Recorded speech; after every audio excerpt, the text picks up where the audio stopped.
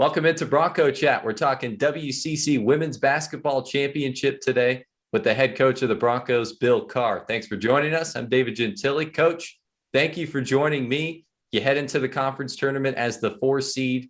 Your first game will be on Saturday. Give me a sense of where the team's at, how you feel like the last few weeks of the regular season went. Well, David, thanks for having me. I think we're playing pretty well. I'm happy with the fact that we still come to practice and we try to get better. I think we try to get better individually. We try to get better as a group. The girls are competing really hard in practice. And quite frankly, it showed against BYU. The result wasn't what we wanted, but I thought we came out and competed and played with great effort. And having that momentum going into the conference tournament always helps. We've obviously gone through a long season. I was kind of thinking back that all this started with a bus ride down to San Luis Obispo, and then we were on the road for a long while. And every challenge that was given to our team, they handled with unbelievable, passion and urgency, and it didn't faze them. And I'm really proud of them. So going into the tournament as a 4th seed, quite an accomplishment for them.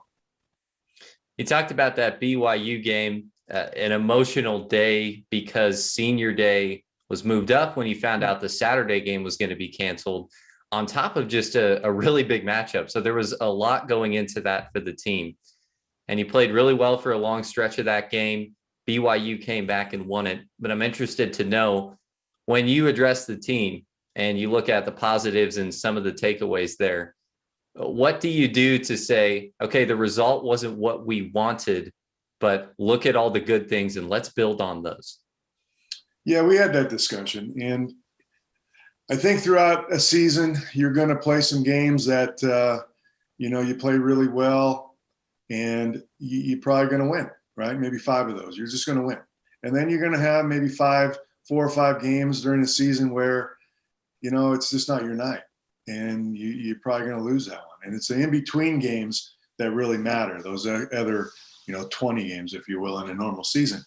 But then there's those games like Thursday, and I told the team this, there's some games where, you're going to give every effort you have. You're going to play really well. You're going to do things that put you in a position to win, and you just don't win. And you got to take the positive out of it as, we competed. It's late in the year. We're still playing for something. That game was a big game, and it was good to see that we had the intensity, we had the concentration, and it just didn't go our way. And in sports, that happens.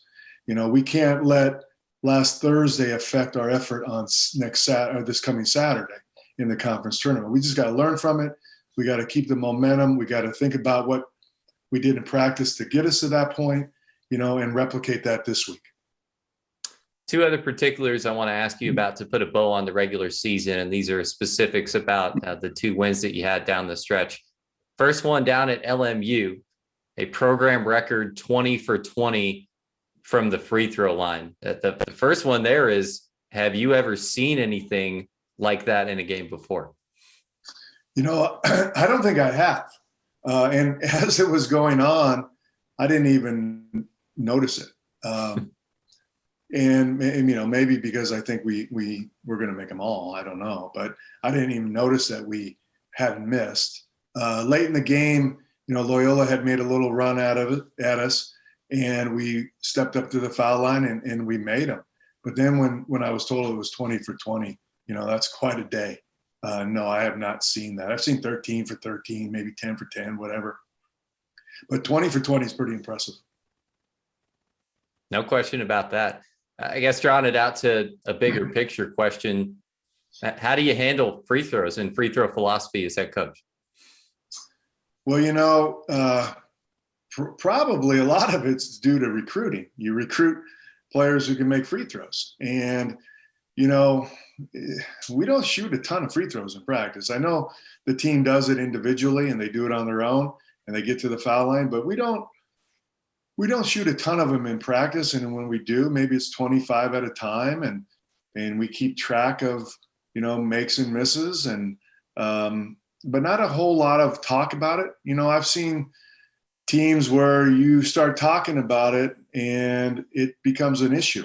And I've heard from other coaches, they say, what do you do with free throws, and what should I do with free throws? And, sometimes, again, if you talk about it and you make a big deal about it, it gets in players' heads. And fortunately, this year, we're just getting to the line and knocking them down. And, it is a rep thing. I mean, to be a good free throw shooter, you got to go and put the reps in, on your own, outside of practice. That's what good players do. And I think a big key to free throw shooting is the same routine. You must have the same routine on every shot. Every shot has to feel the same. If you go up there and bounce it twice one time, and then you bounce it 3 times the next time, you're really probably not going to be a great free throw shooter. You got to have a rhythm. You got to have a routine, much like a golf swing. You got to have that thing grooved. So I think for our team, I think they do a really good job of that. Everybody has their own routine. Everyone sticks to it. And, I'd love to see 20 for 20 every game.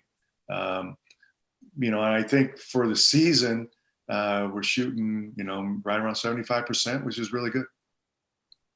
Second one of those questions about specifics from the last few games of the year, the end sequence up at Portland with a big shot from Mayor LaVille from 3, and then a big defensive stop at the end. What did you remember about that last little sequence? And, what's the importance from a battle-tested standpoint of being able to pull out a late game situation like that?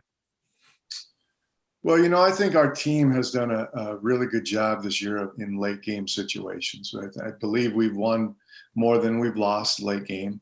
Their attention to detail in practice when we go over situations has been really, really good. They take it to heart. They know that something in practice could show up at the end of a game. And it did. And that Portland game up there in Portland, what a great college basketball game. It was, we'd make a big play. They'd make a big play. It was sooner or later, it came down to, okay, who was going to get a stop at the end? And fortunately, it was us. I think we got the ball, David, maybe with, 14, 15 seconds down 2. And, we came out of timeout. They looked confident. Ashley drove the ball down near the paint, kicked it back to M, and she calmly knocked down a 3 and still gave them 4 seconds, I believe, on the clock. And Portland's, they're crafty. They're gonna get a shot normally, and so we made a good stand. 4 seconds. I think we got him to take maybe an off balance 8-footer that carried him off the rim. And in order to win those close games, you got to make shots and you got to get stops. And that was a great win for us. As was the LMU game. I talked about the free throw shooting, but it was a makeup game. We got on a bus and we drove to LA and we took care of business. Got up 20 at half, I believe, something like that, and held them off, and then got back on the bus and drove home. Very businesslike, very workmanlike. I was really proud of the girls for both of those games. Well, as you look ahead to the WCC tournament, first game coming up on Saturday, is there anything different that you account for or do with this kind of win or go home type of setting? You're playing, potentially back-to-back days, not Saturday to Sunday, but would be Sunday to Monday if you're able to go on a run. Is there anything different? Or for you, is it just, it's a new setting, new competition, but for us, we're going to keep it business as usual? Yeah, I think there's a little bit of both. I think you got to go into practice this week and find that balance of keeping them fresh and still improving, still going into practice for a couple of days and trying to improve something. I don't think there's a whole lot of new stuff going in. I think if you do that, then they start thinking, and this would go for any team. They start thinking and it really slows them down. I think we just got to improve what we do. Keep them fresh. If anybody's nicked up or banged up a little bit, get them healthier for the weekend, and then just go play. But I'll tell you one thing about conference tournaments. The intensity goes up. It goes up. Non-conference play is one level, conference play is another, and then conference tournament intensity goes up. And you have to rely on your veteran players that have been through it, because the new players, they don't get it. They don't get it until they feel it. So, we're going to have to rely on, the kids that have been there, that have played in the arena, that have been in a conference tournament game. And then the others can come in and do their job when they watch how the veterans handle it. But it does. The intensity goes up in any conference tournament because you're playing to go to the NCAA tournament. You're playing to play another day. You lose, you go home. So certainly the intensity goes up.